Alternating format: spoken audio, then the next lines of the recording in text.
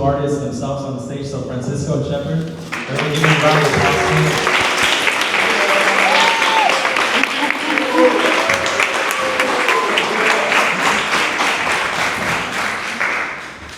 I just got nervous. I wasn't nervous. I said. I'll get right into it. So, from the moments that I've had and I've shared with Francisco, he's been very vocal and open about how he's received a lot of not just knowledge, but a lot of skills and just technique, and learned so much from Shepard.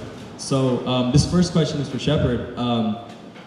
Can you share the moment when you first realized that Francisco was bringing unique value to your work, both maybe professionally and personally?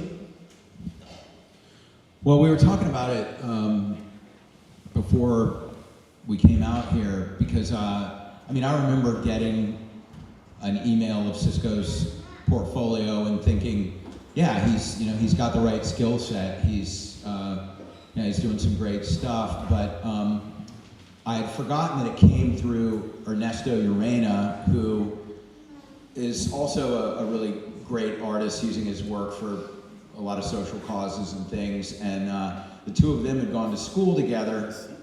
And I guess Ernesto was, who also basically like stalked me at a presentation and put his portfolio in my hand, was trying to treat Cisco like, nah man, like, they're busy right now. I'm sorry, I can't. He was gatekeeping. Yeah, for sure. he was gatekeeping. But I immediately saw potential with Cisco, and then he interned for us, and was willing to work on any kind of project, including we were doing a mural, and he came and he helped out with that. And people that sort of jump at whatever needs to be done always impress me and remind me of myself, because it's really not easy to make it as a creative person. So you do whatever you can do to make it happen if you have the right attitude, in my opinion. So Cisco had the right attitude, and then we had a guy that was working with us who decided to quit to become a mailman, and His name was Jake, but we called him Body by Jake. yeah, he was like the skinniest, tastiest guy. In the 80s, there was a commercial for an exercise thing, Body by Jake. So he had the opposite body of that Jake, but anyway. So Body by Jake bailed to become a mailman, and we decided to hire Cisco. I was like next in line. Yeah, after 2 months, he had proven his potential. And I mean, I think that I have to take a little bit of the glamour out of it. One, it's not really all that glamorous working for my studio or being me. And so, people I think figure that out fairly quickly. They go, oh yeah, it's cool, I've seen your clothing line, I've seen this, I've seen that. But it really just boils down to putting a lot of hours in, doing hard work, and some of the stuff not being successful, and then you have to go back to the metaphorical or literal drawing board, and people who can do that side of it, as well as get the perks here and there, are the people that I think do well, and Cisco was one of those people. And like anyone who I think has their eyes and mind open, he started off strong, but then improved and found his own voice within, I'd say, the language of graphic principles that I employ, that our studio employs, but in his own way. Nice, awesome. So Francisco, hearing that, what did it feel like to grow inside that environment? And how did that mentorship shape the way you see your own voice and your confidence in your creativity? Yeah, I was like the biggest like Shepard fanboy, like growing up, like for real. I discovered his work. And when I discovered his work, I was like, damn, like this guy really took everything that I like and like really like synthesized it into this like style. And I was like, damn, I want to do that. Like you know, and so that's how I was like, I always looked up to his work and the street art and the clothing. I was a streetwear kid, skateboarding, all that, everything, music. Like he really encompassed like all the stuff, and I think that's why we're like still friends. Like we became friends. Like other than him being my boss for 11 years, like we created a friendship because we were both into the same things. We were both into skateboarding, we were both into hardcore, we were both into rap, hip hop, like streetwear, all this stuff. But yeah, hearing him say that is just crazy to me because all I ever wanted to do was meet the guy, like straight up, like, you know, and I'm a big believer in like manifesting, like, you know, yeah, you too? Yeah. I'm a big believer in manifesting like stuff. So I remember I went to your at Subliminal Projects. It was like, what was it called? Like Prince Not Dead or something like that. It was like 2010, 2009. Printed Matters. Printed Matters. Yeah. I went to that show and I walked the whole thing and I was like, came out so inspired. And like, and I shit you not, like this sounds like the corniest thing like ever. Like I looked back and I was with my girlfriend at the time, not my wife, but you know, she's right there, sorry babe. And I looked back at the student number 1 sign and I was like, I'm gonna work here one day. I was like, I don't know how that's gonna happen, but I think I'll be here one day, like that's my goal, right? And so I worked on my craft and all this stuff, and it happened, you know? So, and I always tell people, like, yeah, I got my bachelor's degree in graphic design from art school and stuff, but I got my master's working right next to this guy right here. Like, he put me on game so hard, like at times I was just like, damn, I hate this fool. Like, he's just so fucked up like that, like, because he would just be like, no, like, that's not right. Like, it's like this. I'm like, all right. And it took a long time, but I finally like got the nuances that he puts into his work and that I later put into mine, where it's just like less is more, where you literally like, you try to get your message across as quick as possible. And yeah, hearing him say that about me is just kind of mind blowing, you know. I never heard it from him, you know. That's good. That's good. That's happening here live. Yeah. Was there like, I guess this question is more from like a fan and an artist myself. Was there any sort of like technique or medium that you struggled with that Shepard had to like essentially just really guide you through? And what was that process like? Okay, so I could pen tool the shit out of anything after working for this guy. Like, that was like literally like my job. Like, he would like, hey, pen tool this, pen tool that, blah, blah, blah. And then I would do it. He's like, no, it doesn't look right. And it's like, damn. So I was in the trenches with this stuff. And I even got the pen tool tattooed on my finger. Like, you know, like I like literally, and I'm not a Wacom guy. Like I'm old school and so are you. I'm like, no, like, or trackpad. Like, I'm more of a trackpad than a mouse guy. But, so he would give me all this stuff, like, you know, and I was his production assistant for a long time. So the way Shepard works is he would create these layers in Photoshop, right? And he would cut his Ruby lith by hand. But then, like, if there was like 2 other layers, he's like, you have to pen tool these. And so I had to guess what the moves that he was gonna make when I gave him my layers, like they were supposed to like line up as best as possible and not get like super like what do we call it? Like detailing, you know? Too noodly. And so, like I said, like I learned how to basically like predict what he was gonna do on his like physical illustration and like, you know, so, but even like little things, he's just like, I would do it, he's like, that looks wonky, this is that, I'm like, damn, all right. So like, I shit you not, I can pen tool anything. Like, and it's kind of a curse because like right now I'm pen tooling like bars on the windows right now, like in my head. Like I have this like crazy OCD now. But that's just like how most artists work, right? Yeah, definitely. I mean, the good ones. Yeah, right. For those of you who don't know, pen tooling is a tool on like Photoshop and Adobe Illustrator that you essentially draw and trace things with your mouse.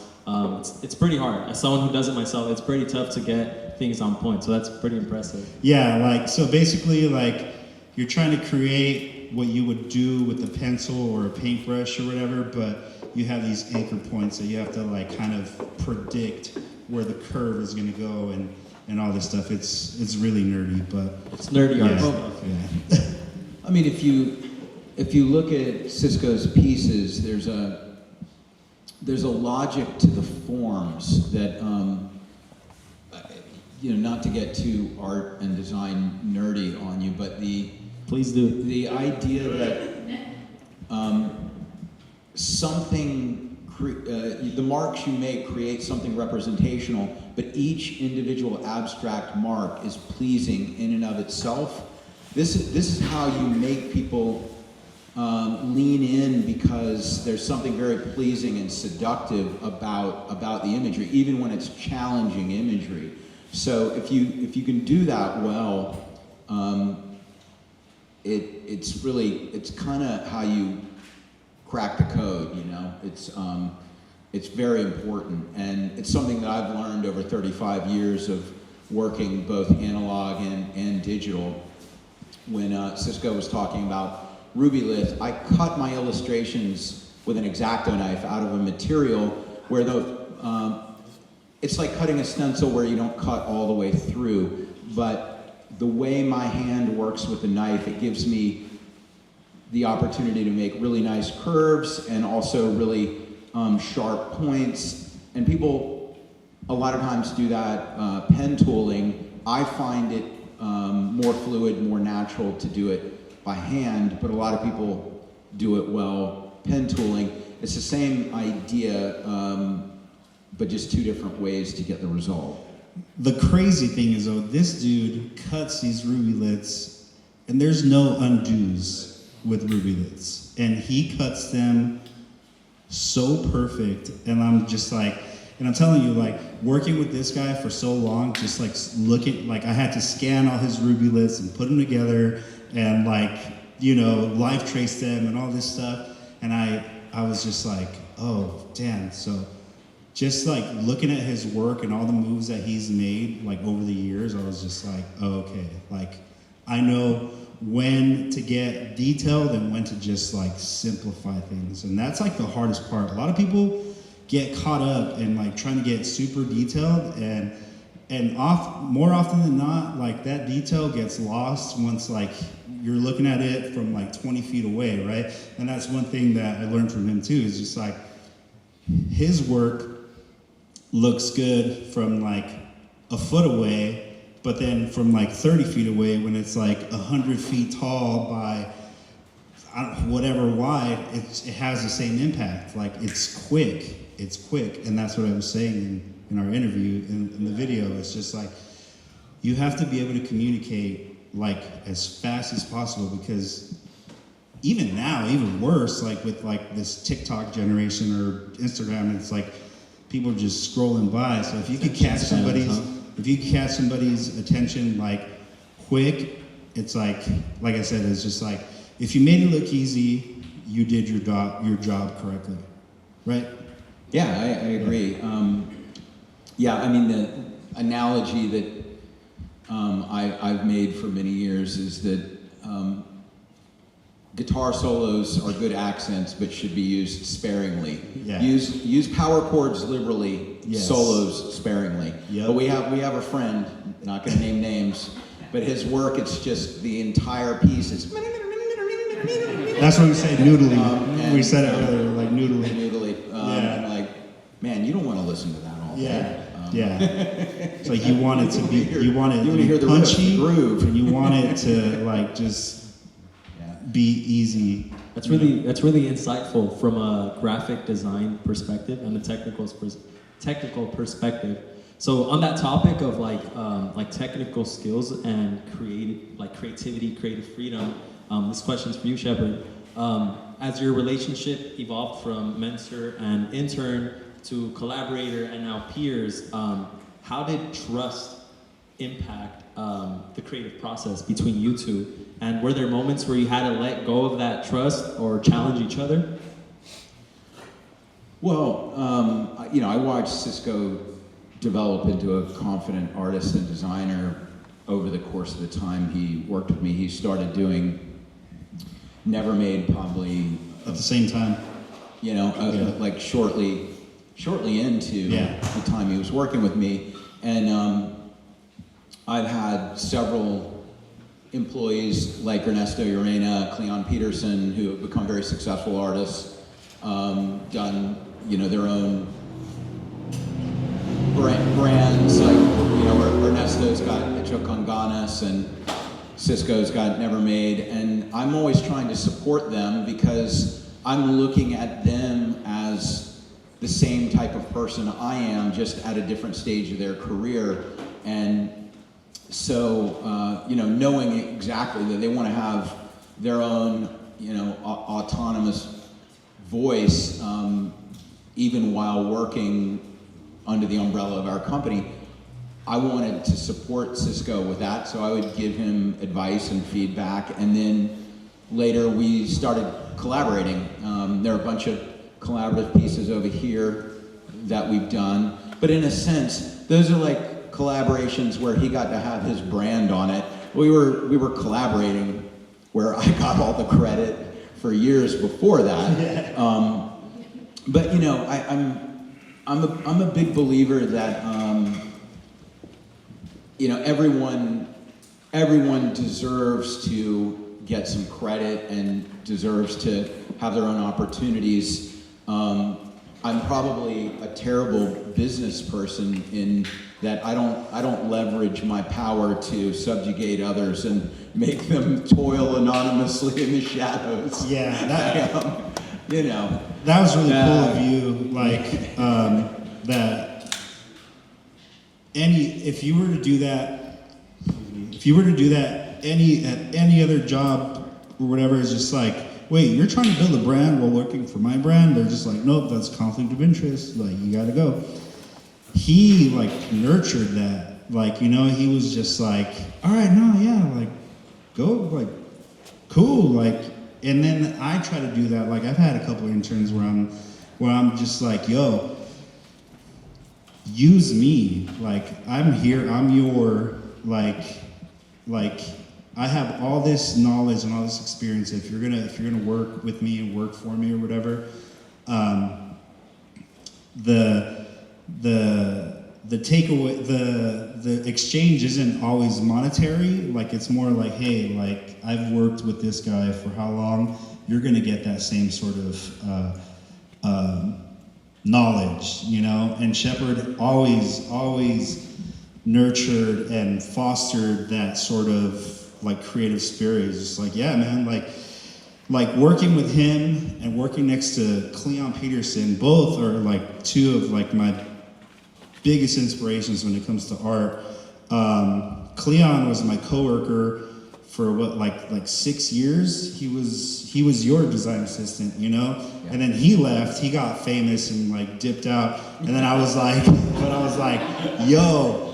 But then it lit a fire under my ass where I was like, I want to be as good as Cleon for Shepard when it comes to design assisting, right? So it just there's people that kind of I don't know, you have to have that kind of just drive, or just oh damn, this is an opportunity to really sort of step up and be that good. And I always say I used to photograph all of Shepard's artwork when I worked for him, and I was around it all the time, and I was touching it and everything, and I was just like, dude, this is so dope. And I never had the confidence to really create my own work, because when you're surrounded by like the best, and you don't like you, and in my mentality, I'm like, I want to be that good. I mean, if it's not that good, I'm not even gonna bother. Like, you know, so when Open Gallery came to me and asked me to do this, I was like, okay, like, and I got some confidence, you know, and I was just like, you know what, like, okay, I'm gonna go all in. And now I'm like, some of the stuff, yes, he's a big influence on my work, obviously, but I didn't want to buy off too much, like on his fine art sort of vibe.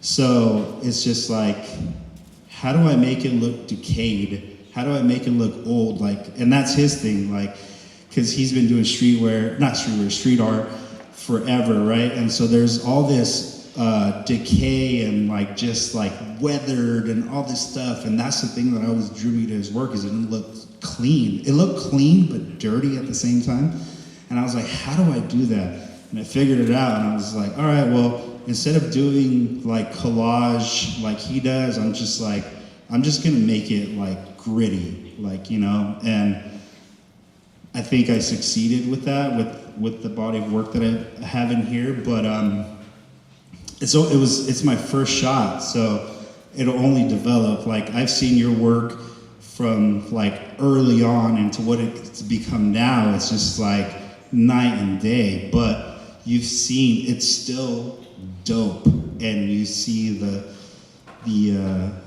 progression. You know what I'm saying? Yeah. Yeah, I mean, I tried. Sorry, that was kind of long. No, but you know, all right. First of all, I think that you had the chops to be making fine art, you know, long before now, and you did some pieces here and there. But I was never super confident. You know, I think there's this strange idea that a lot of people have, because maybe they listen to like idiots in the peanut gallery who were like, that isn't art, that's graphic design, yo. But so much art is driven by a graphic design aesthetic, going all the way back to pop, going back to the 50s, to Jasper Johns doing the Target and the American flag. Yep. Barbara Kruger's work looks like graphic design. There's a lot of Andy Warhol looks like graphic design. If you,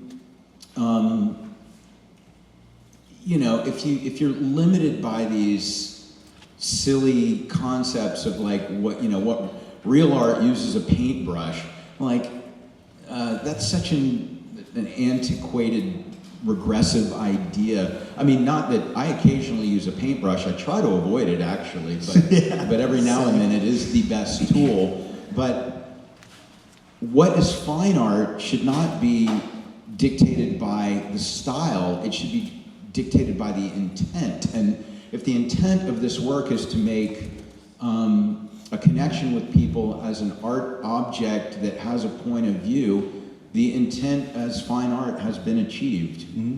So, agreed. Yeah, but graphic design is a very important way to reach people too, as is clothing. I look at all of these things as different platforms to reach an audience. It's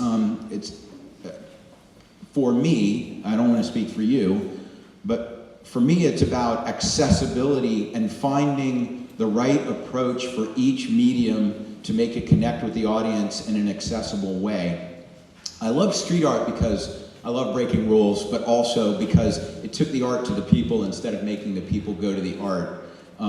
Cisco's done a lot of murals also. I think he shares that philosophy. Also, when you do something that's large scale that just changes the landscape, I think it is inspiring to people in that rather than being a spectator in the world where the government and corporations shape everything and we just sit back passively and accept that, it's us saying, no, actually we're part of this conversation.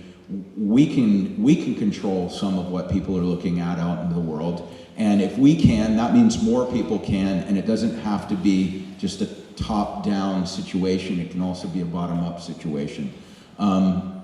But you know, Cisco's work here, I think it's all really beautiful. One of our collaborations, which was really not even much of a collaboration other than when all the ice raids started, I was in the middle of a lot of stuff happening that didn't allow me, as I often do, to make an image in response to it instantly.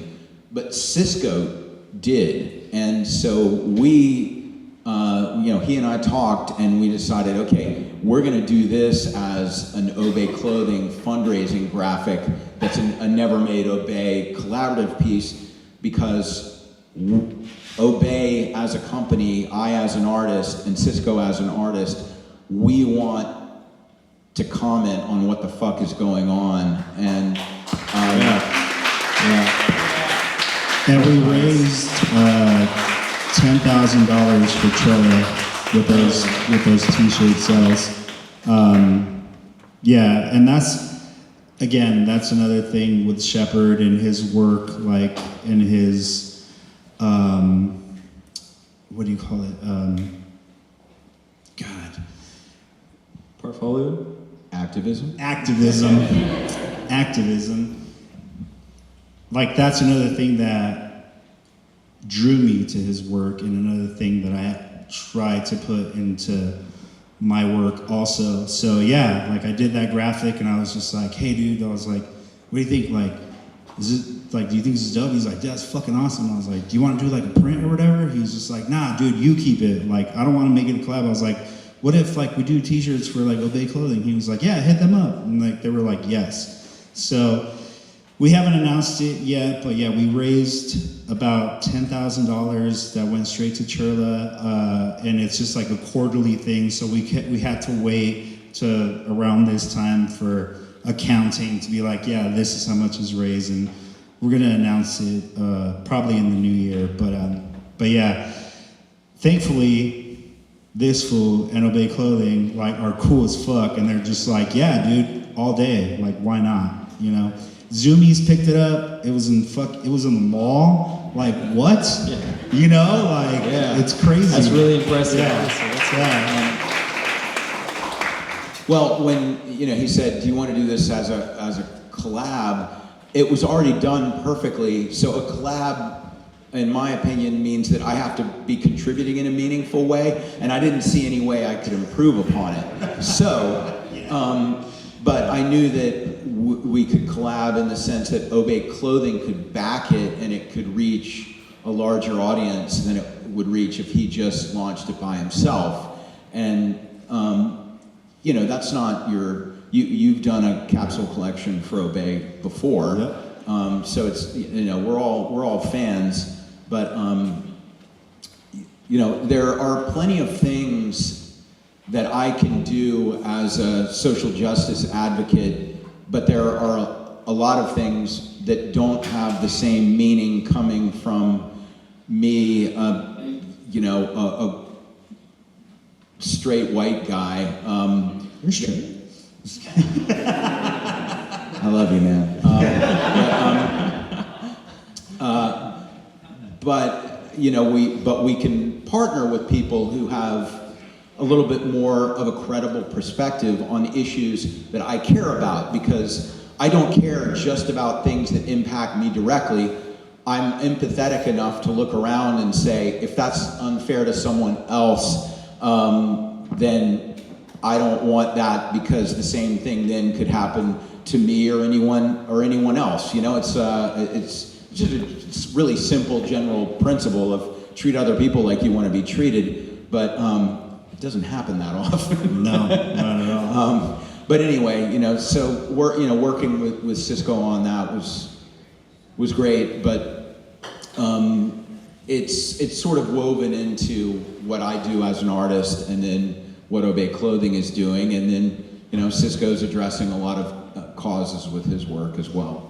And Shepard's wife is half Mexican too, so he's got skin in the game. Right? Yeah, she grew up you know, in Chula Vista. Yeah. So, yeah, she's down from right at the border. Yeah, she right there. So I want to go back to the topic of mentorship. So now that both of you, I mean, Shepard, you've been in a position of influence, but Francisco, even now, I think even you are in a position of influence. How do you both think of mentorship today, and what responsibility do artists have to bring other artists up? We can start with you, Francisco.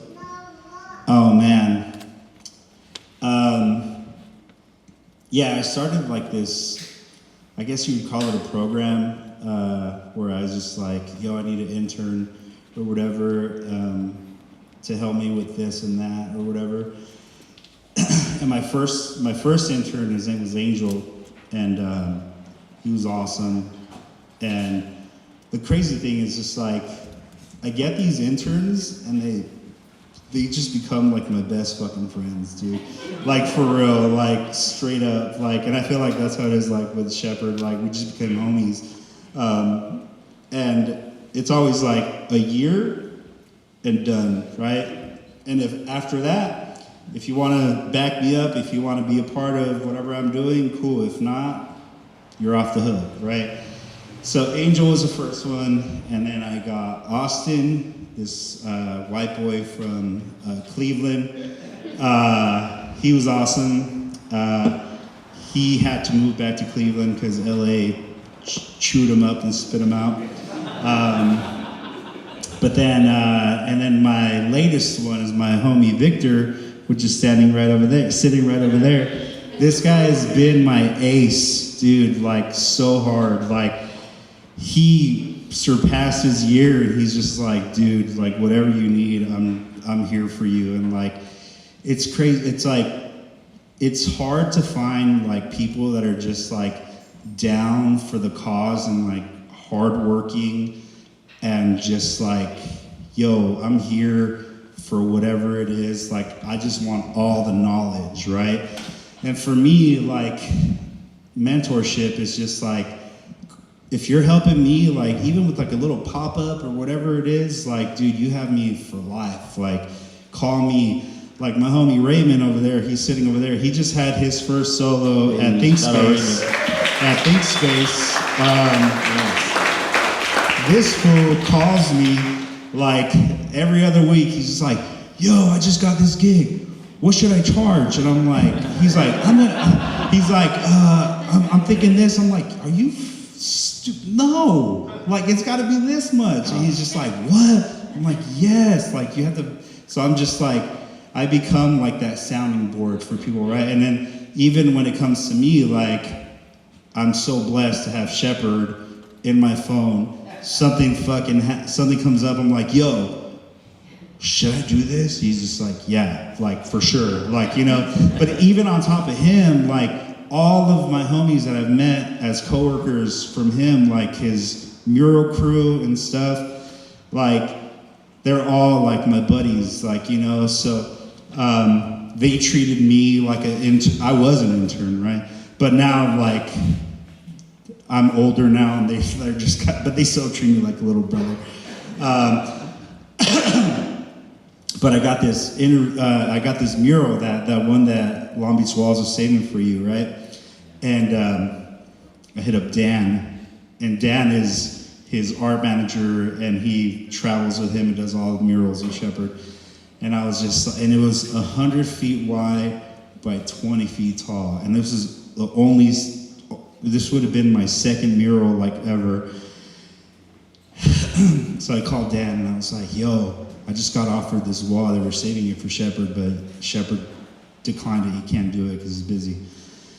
And I was like, do you think it's like too big for me? And he's like, if you're a little bitch. If you're a little bitch, it's too big. And I was like, motherfucker, I ain't no bitch. So I was like, I can reply to the email right away. I was like, I'll take it. Oh my God, like, I didn't even know what I got myself into. I was like, holy shit.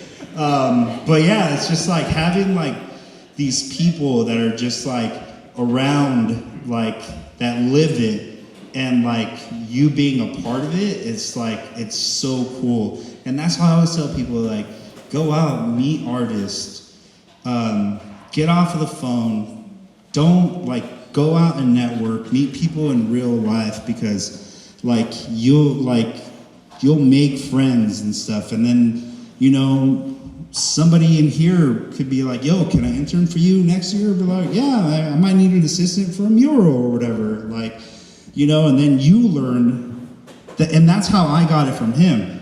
The first mural I did with him, I did like 3.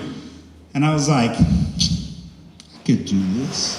I was like, I could do this. Like, yeah, I was like, it's kind of complicated, but you know, I could figure it out. And that gave me the confidence, was with assisting him in his murals, you know? So, like I said, long-winded, sorry.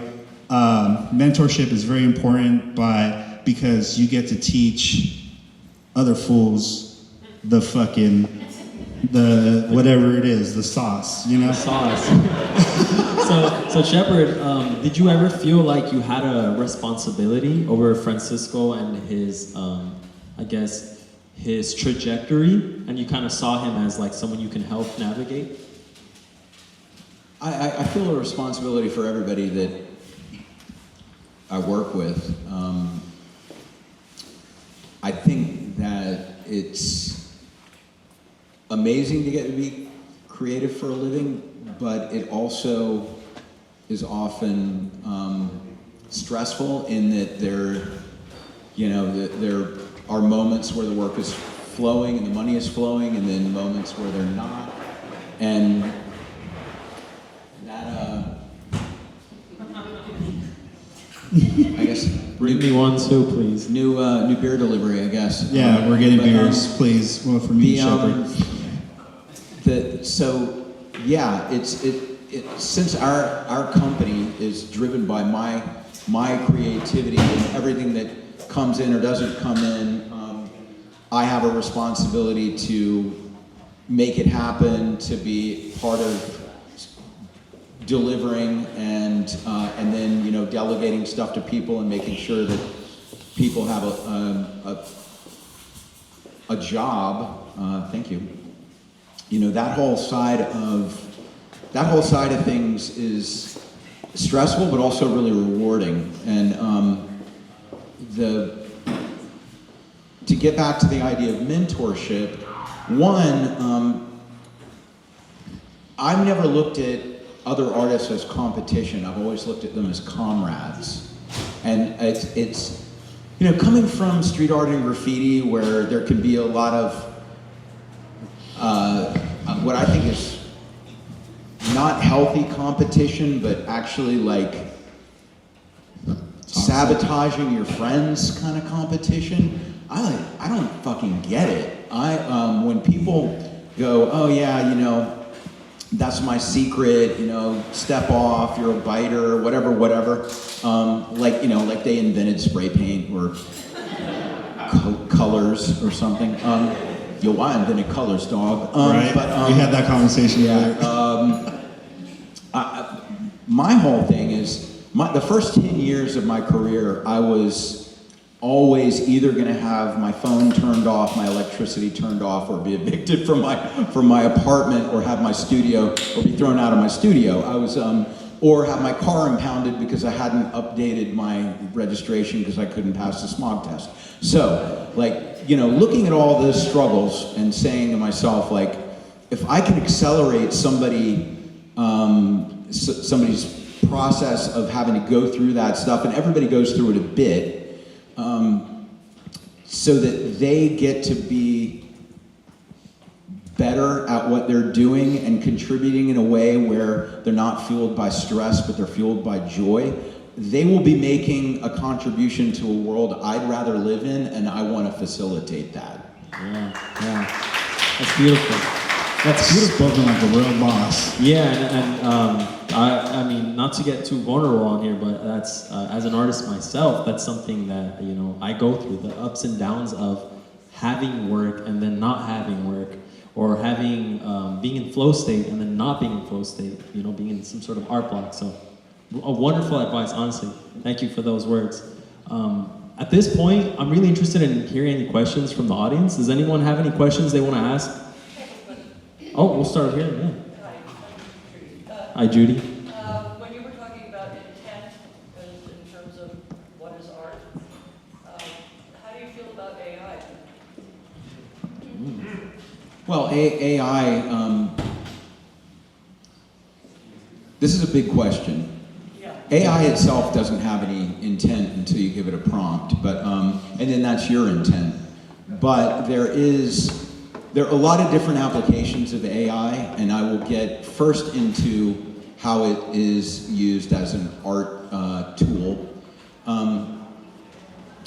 I have always embraced technology, but have always also thought, if the technology doesn't give me exactly what I need, I will just go back to the old-fashioned way. And it's one of the reasons why I still do a lot of illustrations hand done, because it gets me the result I want. It's why I work in an art studio with physical tools, and I don't just work digitally.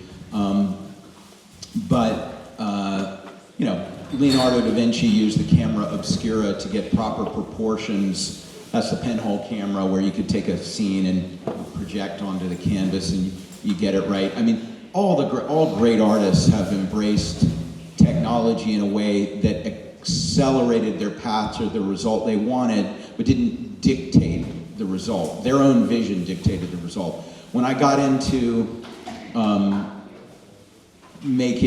doing graphic design and illustration, the computer was not quite a standard tool yet. And I remember when the computer became a more standard tool, a lot of people said to me, yeah, you know, like, I wouldn't use a computer, the shit looks digital. And then you see how you can do stuff with a computer and it doesn't have to look digital. That's people just being afraid of not being able to use the tool properly. And there are a lot of designers that I think are lazy who just let the default settings of the tool dictate the result.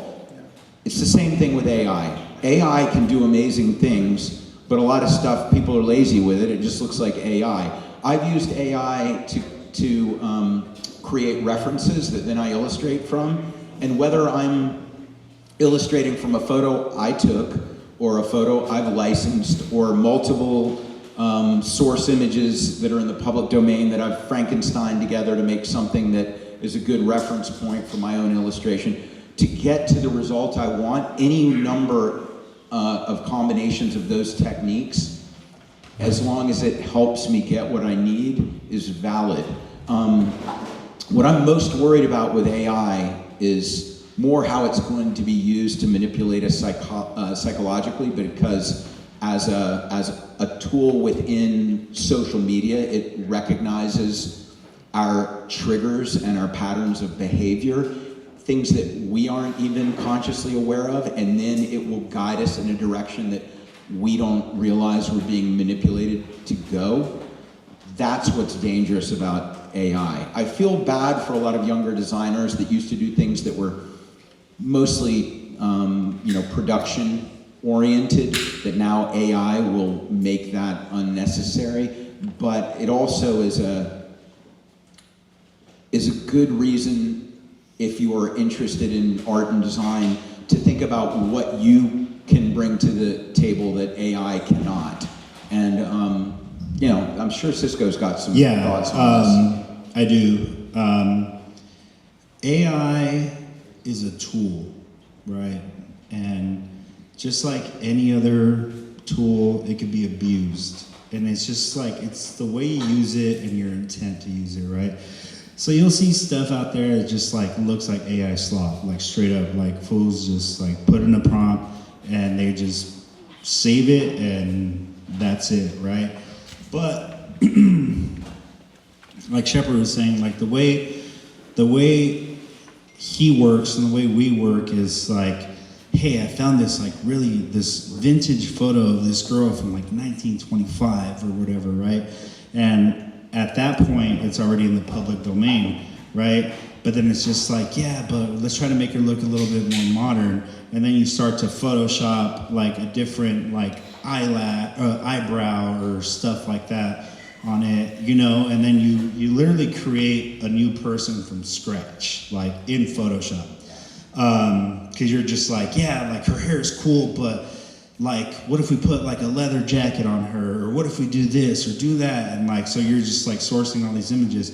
The thing that AI does is just like it just makes the shortcut like quick, you know, but like saying that is like AI is a tool that you could use and is useful in certain applications, but if you're just literally just like say, hey, make me an image of Mickey Mouse riding Felix the cat or whatever, and it just gives it to you, and then people literally just take it and then make merch or put it on Etsy or whatever, like that's the problem, right? But when you're using it like as a tool, like he was saying, like the Cameo Obscura and all that stuff, what do we do before Google Images, right? Searching Google Images, we have to dig through magazines and scan magazines and this and all that, right? Yeah. So AI is an algorithm. Google Images is an algorithm. When you have Photoshop filters, that's an algorithm, right? So it just depends on how you're using these. There is some ethical problems with AI that happened prior to this, like the environmental impact, the fact that it steals intellectual property from artists without compensation without permission. All right. I mean, there are, I don't. He's the guy to talk to. Yeah. So Because fools could the put whole- in, the give me whole a Shepard idea- Fairey Yeah. this. I want to. A lot of people have been making this argument. Oh, AI, like it processes your stuff and it steals from you. But we as human beings do nothing but steal from each other. Like, I've never had one original idea ever. I've had mutations of pre-existing ideas, and yet that mutation is special enough to make the work recognizably mine. But I don't have enough of an ego to think that I'm any better than AI in terms of soaking up everything in the world and then filtering it through me and spitting out my version, which is exactly what AI does. So check your ego, you know? So AI had access to your shit. Who gives a fuck? Exactly. You know the crazy thing, the way I've used AI is like I'll create a logo or this or that or whatever, and I'll feed it to AI. I'm like, what would you do to kind of improve this? So it kind of makes it into like an assistant. Like, hey, what do you think about this? And then it's like, well, I would change this because this, and it's fucking weird.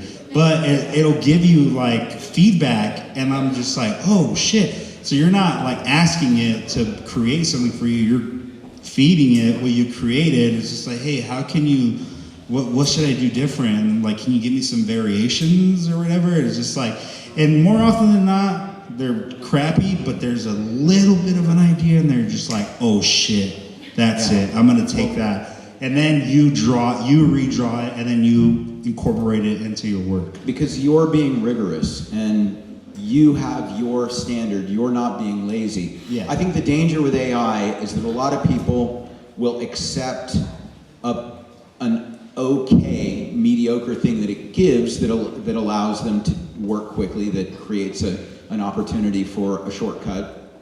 Like the way I always work is like I just don't rest until I think I've made something that I think is really strong, that I think can cut through the clutter of an oversaturated media landscape where we're all contending with a lot of noise, and that's probably the biggest challenge.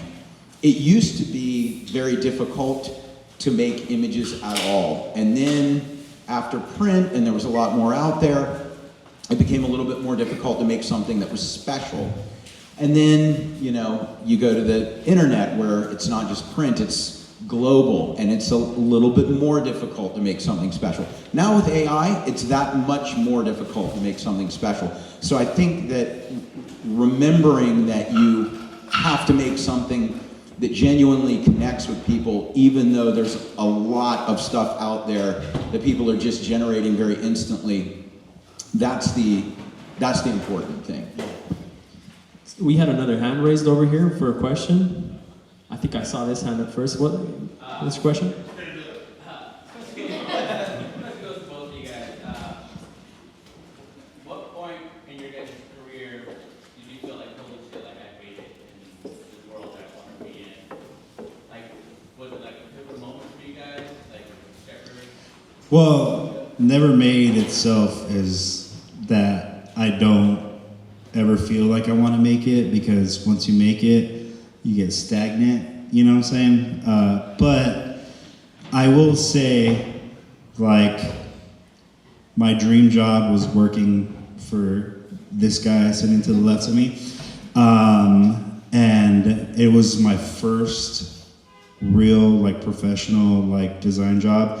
And I was there for 11 years, and talking to other designers and stuff, they're just like, damn, why would you be there for 11 years? Because basically, like, the life cycle for a graphic designer at their job is like 3 years. Like, they get their resume piece and they dip out.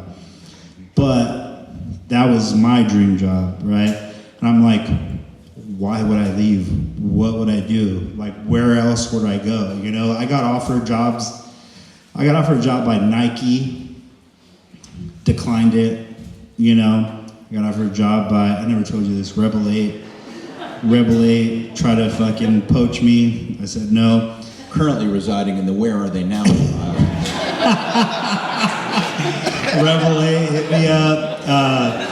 You know, I got a couple people, like, big companies hit me up, and you know, it was flattering, but I was just like, nah. And then, you know, when my time ran out there, I was just like, do I want to work for anybody else, or am I just going to do my own thing? And it was just like, you know, that's where I've been for the past almost 3 years, like, just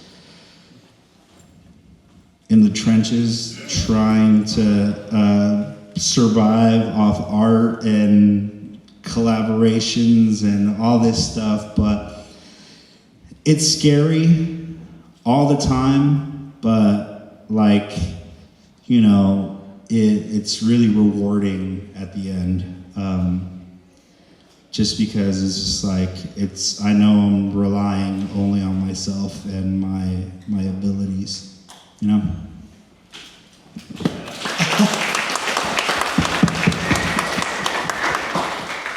The funny thing,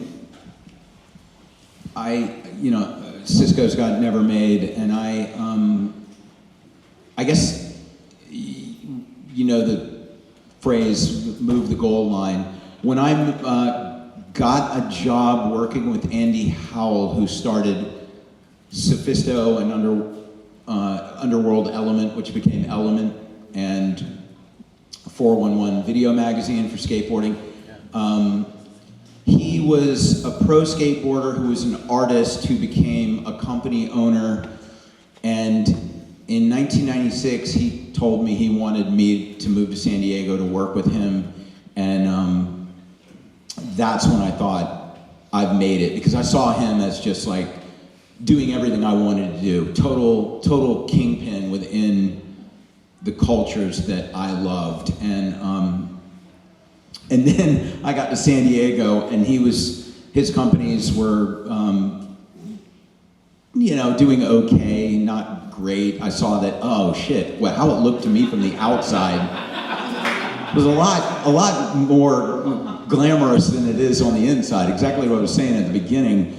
But then, you know, I worked there during the day. At night, I printed in our office to make my posters and went out and put them up on the street. And, you know, it was still a grind for me. And I guess when I felt like I'd made it in a way that was symbolically, there were two things. When I was able to afford to have my own very humble studio, and I could afford to buy a few records here and there and keep my car like properly up to code on the exhaust, and get a new catalytic converter. Like for me, like I've made it, because getting away from pure desperation, where I felt like the bottom might fall out any day, all the time, it was all gravy from there. But secondly, my parents had been very hard on me. My parents were total overachiever, perfectionists. My mom was head cheerleader. My dad was captain of the football team. My mom taught English to my dad through medical school. We were on the cover of Red Book magazine, this like shitty all-American magazine, when I was 3 years old. You know, I grew up in Charleston, South Carolina, where they started the Civil War. So super progressive, right?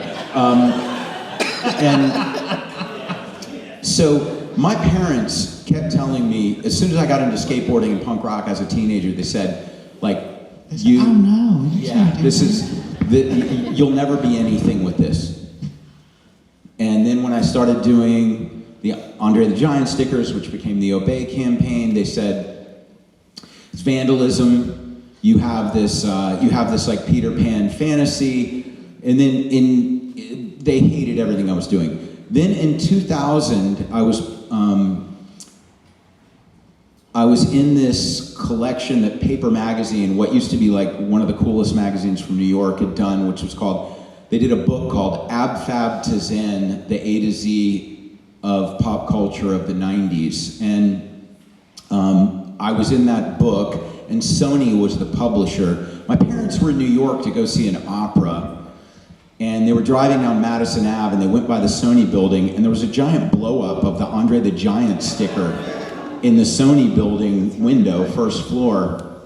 And my mom, my mom likes to, you know, take a jab at my dad here and there. And like my dad never told me this, but my mom told me that like they're in a cab, they're going down Madison Ave, they do that, and then my dad says, "Excuse me, pull over. That's my son's artwork." And they go in there, and like the hipster clerk, you know, they're like, "Hey, what's the story with that?" And she's like, "There's this book from Paper Magazine, and I think that image is in it," you know. And so they go and they find the book, and you know, my dad's like, "That's my son's artwork," and she's like, "It's 1995," you know. And but when my parents told me that story, that was when I thought I'd made it. I thought my parents, who would never ever believe in what I did, were actually impressed by something. Now, don't get me wrong, it was really, really superficial and lame, that it was just because it was Sony, New York, Madison Ave, that they were like, "Oh, this is legit," you know? They couldn't use their own judgment to decide it was legit. It had to be validated by Sony, New York, Madison Avenue. But still, it was important to me because I love my parents. Funny thing,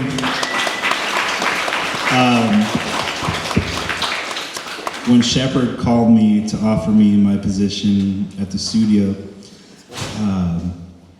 I had left, I was still, they had hired me like to come and help out for like a couple of weeks or whatever, and it was like the last day, and your assistant was like, "Shepard's gonna call you tonight at 9 o'clock, you better answer the fucking phone." Not directed by me. So I was like, oh shit. I was like, all right. So I fucking get home, right? And I literally just like I was on the couch and I put my phone right there, and I was just like, do not move, right? Just like watching. And fucking 9 o'clock comes, nothing. 10 o'clock comes, nothing. 10:30, finally. It was like maybe like 10:45. And then I get a call, I see the call, and I'm just, oh fuck, it's him. I didn't even have his number like saved in my phone. And so I'm like, hello? He's like, "Hey, Cisco, what's up?" It's Shepard. "Yeah, oh, what's up, man?" He's like, "Yeah, so Jake put in his 2-week notice, and you've been interning for like 3 months, and like, do you want the gig?" And I was like, "Yeah, sure." Like, cool, right? So I run inside. I was still living at my parents' house. I run inside and I fucking tell my mom and my dad. I'm like, "Mom, Dad, I got the fucking job. Oh my God." Like, and they were just like looking at me. They were just like, I'm like, do you not understand? Like, this is a big deal. They're like, how much does it pay? I was like, I don't give a fuck how much it pays, dude. Like, I don't care. Like, this is such a, like, and the funny thing is, because I was, like 4 months before that, my dad was like, hey man, because I used to play in bands and stuff. He's like, hey, graphic design ain't working out, music ain't working out. Like, it's time to grow up. I was 26. He was just like, let me pay for your school to be a welder. And I was like, you're right, Dad. And so I went to Harbor Rock over here in Pedro, signed up for welding classes and stuff. And then I got the internship with him, and I was like, Dad, I swear to God, like I promise I'll go back and I'll finish the welding classes or whatever. And I was like, but I just got this internship. It's gonna, like, this is like once in a lifetime thing, right? But yeah, and then fast forward, I got the job, and they were just like, their only question was like, how much does it pay? And I was like, I don't care. Like, what the fuck? And then it took them a while until they saw like a t-shirt. I'm like, a t-shirt that I designed in the mall that they walked by, and I was like, Mom, I designed that shirt. Or there's a kid walking by, I was like, I designed that shirt. And I was like, they're like, oh shit, like you actually, dang, like you're legit, right? I'm like, girl, I've been telling you, like, what the fuck? Stop playing. But you know, like, yeah, it's different, like with like your parents, because they're like, you're all American, but over here they're just like, well, are you making money? Like, you know, it's just like, yeah, I am, like, you know. And now to this day, like, even like being on the Delos thing, and I got showcased on the Latino LA Times shit, and my mom's just like, what the fuck? Like, you know, and I'm just like, and I'm on it, not as a criminal, not as a delinquent, not as anything lower. I'm on it, I'm getting celebrated. I'm getting, you know, so I'm just like, I got raised right. Yeah. Just because of time purposes, I want to do two things right now. For one, Francisco, I want to just get you to talk about the show right now. But before that, Shepard, can you maybe give us your interpretation of the show and how you took it in for yourself? I know you spent some time looking at the work up close. So maybe give us your opinion on this body of work here that you see. Oh boy. Critique, Yeah, well, straight up college. I mean, one, on the wall of my office, I have one of these skull target pieces that Cisco made for me that, yeah, I really like. I like it. I like it graphically, of course, because I love punk rock and metal and everything counterculture. The idea of the skull as a symbol of defiance of our inevitable mortality. It's sort of a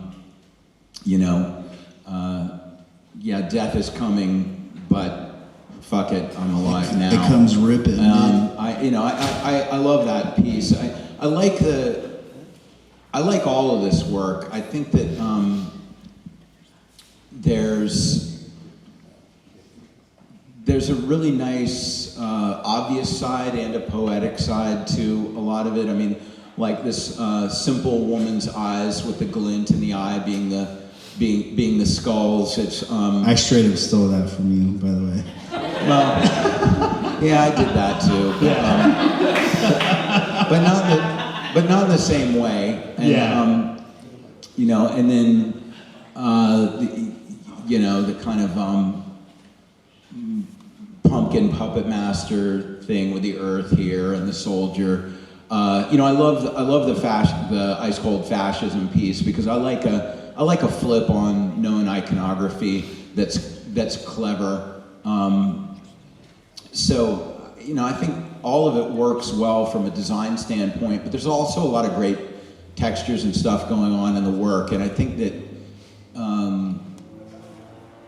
in my own work, trying to find that balance between the graphic and the painterly that's, always it's a moving target.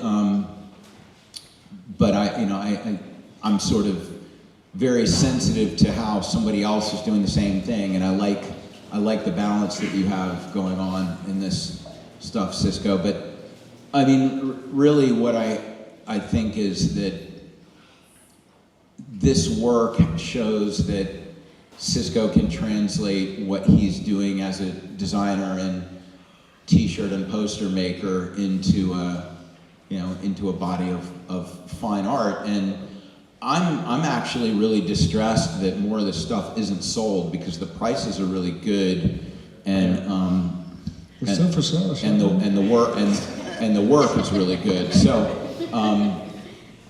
y'all have all hurt my feelings on behalf of Cisco. You haven't seen the genius of his work and the generosity of the pricing, and seized the opportunity. Carpe the noche, motherfuckers. Thank you for that. Yeah, this was my first real body of work, like when it comes to fine art. And thank you to Open Gallery, Artos and Liz. Shout I out Open appreciate you Gallery. guys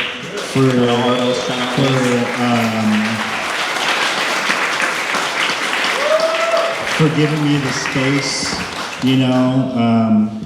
Originally they only asked for like 12 pieces, but like I'm an ambitious ass fool, so I was just like, nah, I gotta fill up like half of that.